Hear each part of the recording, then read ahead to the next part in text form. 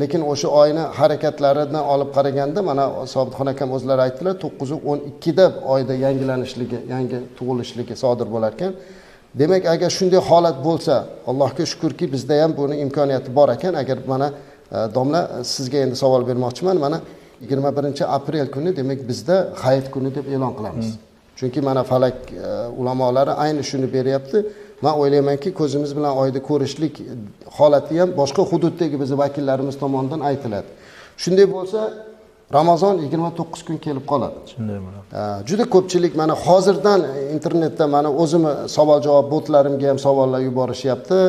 Bizi elektron pochtalarimizga ham savollar kelyapti. Endi ro'zamiz nima bo'ladi? Nega endi 30 kun bo'lib qolmadi? Endi bir kunni qazosini tutib beramizmi? Degan gaplarda aytilyapti. Juda ko'pchilikning tasavvurida go'yoki Ramazon 30 kun bo'lish kerak degan tasavvur bor ekan. Aslida birorta diniy manbamizda Ramazonni 30 kunda belgilanmaganligi ma'lum. Bir oy deyilingan. Bir oy. O'sha oyni ko'rganimizdan keyin bir oy tutishligimiz kerak. Lekin o'sha bir oy ba'zan 29, ba'zan 30 bo'lishi haqida ma'lumot bersangiz. To'g'ri aytdingiz, Hazrat.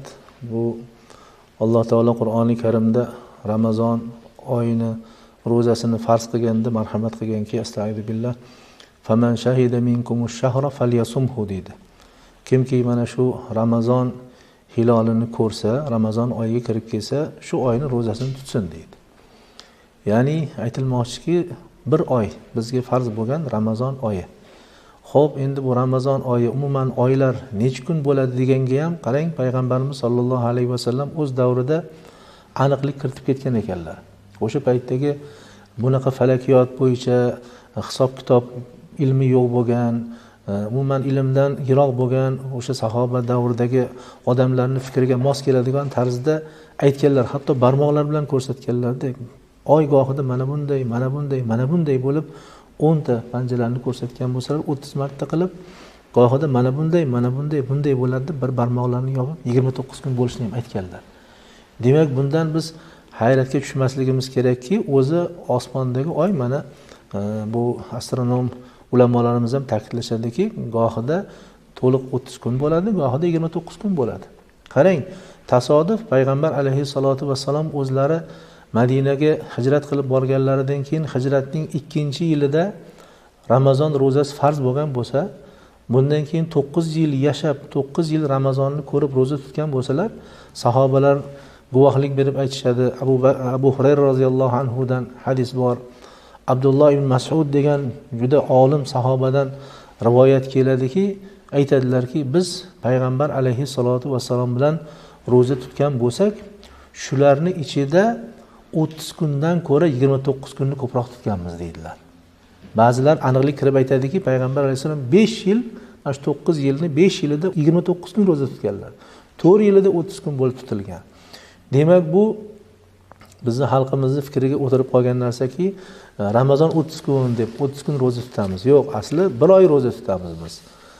Yana bitta narsa endi shu yerda aytib ketishimiz kerak bo'ladiki, odamlar yana ham to'g'ri tushunish kerakki, xo'p, mayli 29 kun bo'lsa, bir kun kam bo'lib qolib, 30 kundan ko'ra savobi kamroq bo'lib qolmaydimi degan bir xavotir ham bo'lishi mumkin-da, chunki xalqimiz savob talab, bu ibodatlarni shunaqa mukammal bo'lib, savobi mukammal bo'lishini xohlashadi.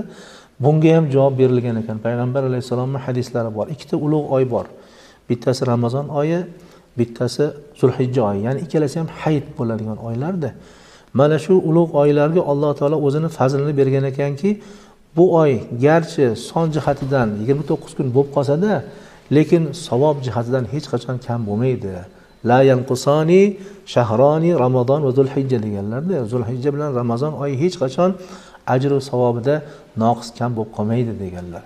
Demak, mana shu nuqtai nazardan agar mabodo bizning oyimiz mana bu hisob-kitobga ko'ra, demak, ertaga o'sha hududlardagi vakillarimizni guvohligi bilan boring 29 kun bilan yakunlangan taqdirda ham shariatga muvofiq yakunlanyapti, ham xotirjam bo'laylikki, inshaalloh bu savoblarni to'liq Alloh taolo o'zi ato etadi. Muhtaram azizlar, mana hozir ulamolarimizni fikrlari, diniy ulamolarimizni fikrlarini ham eshitdinglar. Haqiqatda ham hijriy qamariy oylarimiz ba'zan 29, ba'zan 30 keladi. Ko'pchilik so'raydi, nimaga bunaqa bo'lyapti? Biz shuncha yil yashab, aytaylik, biror marta ham Ramazonda 29-ni ko'rmaganmiz deb. Endi o'sha mahaldagi ijtihod shunday bo'lgan bo'lishi mumkin yoki umuman 29 ga o'sha mahalda kelmagan bo'lishi mumkin. Lekin biz bilamiz o'zimizni mana 30 yillik faoliyatimizda ko'p paytda bizi hududlarimizda 30 kun qilamiz deb qilgan paytimizda boshqalarda 29 kun bo'lganliklari bor. Mana shu chalkashliklar, mana shunday tushunmovchiliklarni bartaraf qilishlik uchun to'laligicha biz ilmiy yondashishga harakat qilyapmiz. Azizlar, hijriy qamariy hisobimiz bo'yicha haqiqatda ham oylar ba'zan 29, ba'zan 30 kun keladi. Buni to'g'ri qabul qilishlik kerak. Hech kim savol bermaydi-ku, aytaylik, vaqti kelganda nega fevral 29 bo'lib qolyapti? Nega endi 28 emas degan narsani bermaydi. Vaqti kelganda o'zgarib borishligi yoki milodiy hisob bilan ba'zi oylar 30 kun bo'lishligi, ba'zisi 31 kun kelishligi bor. Lekin hijriy qamariy hisobimizda 29 yoki 30 kun keladi. Bu yilgi hisoblarimiz mana qo'shni davlatlarning ulamolari va islomiy falakshunos olimlarning bergan ma'lumotlari hammasida demak bu yilgi Ramazon 29 kun kelayotganligi. Bu yerda kun e'tibor emasligini hozir Xomujon domla aytib o'tdilar. Aslida bir oy roza tutinglar deyilgan. Ana o'sha bir oy yo 29 kun bo'ladi, yo 30 kun bo'ladi. Demak bu yerda hech qanaqa noqislik, biror narsada kamchilik bo'lmaydi inshaalloh. Qolaversa